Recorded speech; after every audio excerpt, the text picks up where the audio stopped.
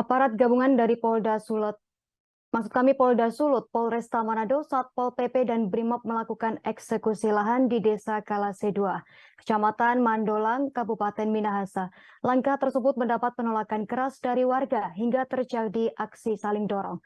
Kabak Ops Polresta Manado, Kompol Tommy Arwan mengatakan pemerintah telah melakukan 3 kali sosialisasi disertai peringatan terkait permasalahan lahan di Desa Kalase 2. Arwan menerangkan masyarakat melalui sosialisasi akan mendapatkan dispensasi dari pemerintah. Arwan pun melanjutkan pemanfaatan aset milik Pemprov Sulut ini untuk membangun politeknik pariwisata dengan harapan menjadi bermanfaat bagi masa depan anak muda. Arwan melanjutkan pada saat dilakukan eksekusi ditemukan aksi saling dorong-mendorong aparat dengan masyarakat untuk membuka jalur alat masuk ke lokasi. Arwan menerangkan masyarakat melalui sosialisasi akan mendapatkan dispensasi dari pemerintah. Diketahui warga awalnya menghadang dengan membentuk barisan untuk tak mengizinkan aparat gabungan masuk. Mulai dari anak kecil hingga lansia, berdiri untuk menghadang dan bersama-sama mereka menyanyikan lagu Indonesia Raya.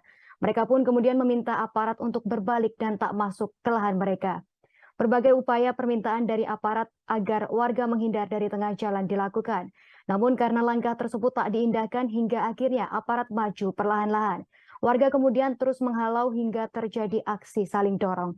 Beberapa warga dan aparat terlihat jatuh akibat kejadian tersebut. Aparat pun terus bergerak ke depan meski ada perlawanan. Hingga akhirnya warga yang berada di tengah pun bisa disingkirkan hingga truk yang membawa alat berat masuk ke area lokasi bisa lewat.